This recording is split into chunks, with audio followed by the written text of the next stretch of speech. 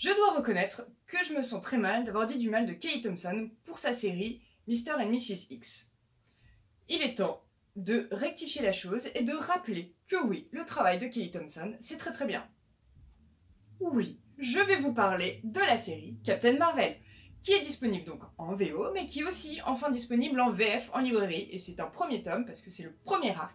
Et donc c'est écrit par Kelly Thompson, c'est mis en couleur par Carmen Cornero, et c'est mis en couleur par Tamara Bonvillain, et c'est sublime! Oui! Enfin! Je dis enfin, parce que j'ai eu du mal à reconnaître que le run de Margaret Stohl était nul. Enfin, au début ça allait, vite fait. Elle avait un peu compris le personnage. Et puis après, en fait, ça a tourné en rond et c'est devenu quand même sacrément chiant.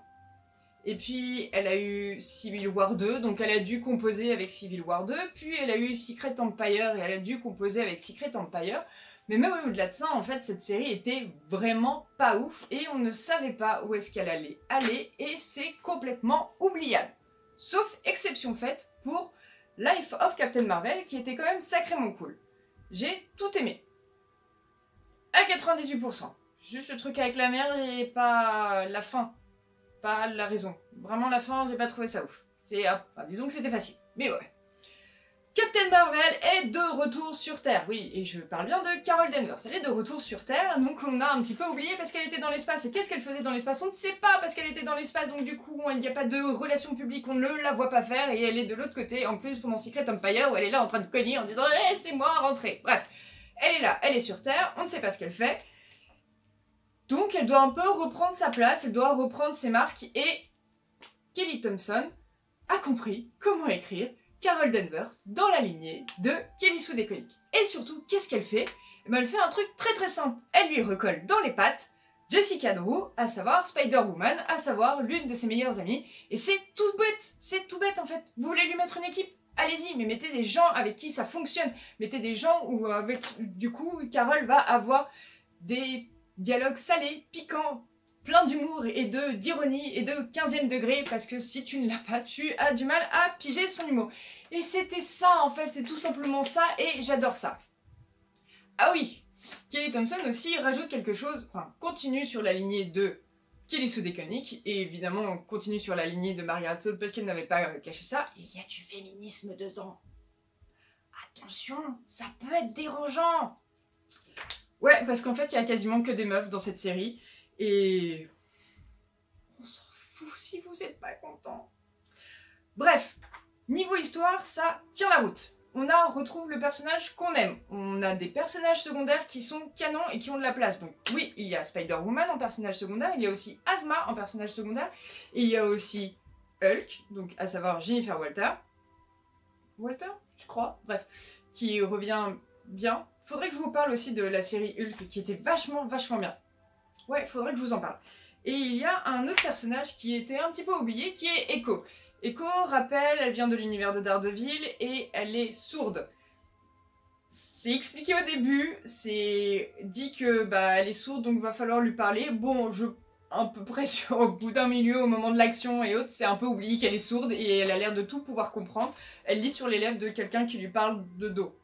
C'est un peu marrant, c'est genre juste le petit détail bémol, mais c'est assez cool. Carmen Cornero, je ne connaissais pas du tout. On m'a dit qu'elle était sur X-Men Red, je crois. J'ai peut-être vu ce qu'elle avait fait, je me souviens pas.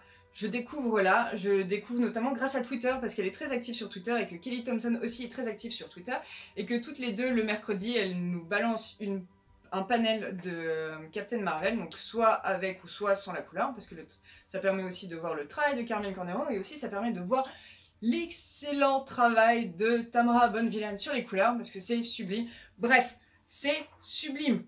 J'ai chaud en lisant cette série, mais j'ai très très chaud, tellement c'est beau.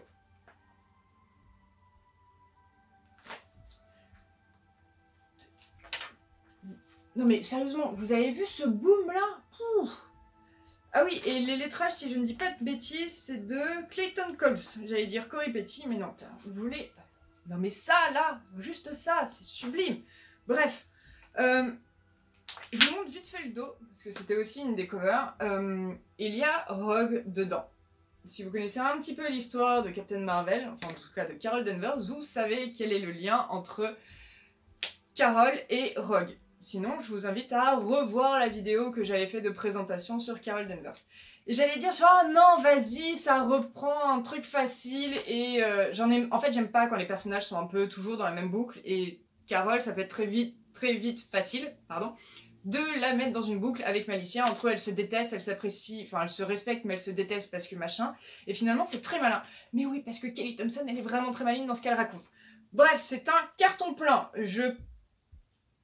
Dans ma tête, je vais passer de Kelly Sue DeConnick à Life of Captain Marvel à ça, et je vais oublier tout le run de Margaret Stoll et je vais me faire le plus grand bien. En plus, j'aimais pas les dessins, désolé pour les fans de Chris Anka, mais j'ai vraiment pas trouvé canon sur Captain Marvel. C'est disponible en VO, c'est disponible en VF, en librairie, et c'est super, c'est à lire, et si vous ne connaissez pas le personnage, vous pouvez commencer par ça, il n'y a pas de souci. Si vous... Qu'est-ce que j'ai dit? Si vous connaissez pas le personnage, peut-être oui, vous pouvez commencer par ça. Si vous connaissez le personnage, allez-y, vous allez vous faire du bien. Et c'est important de vous faire du bien parce que... Voilà. C'est tout pour moi!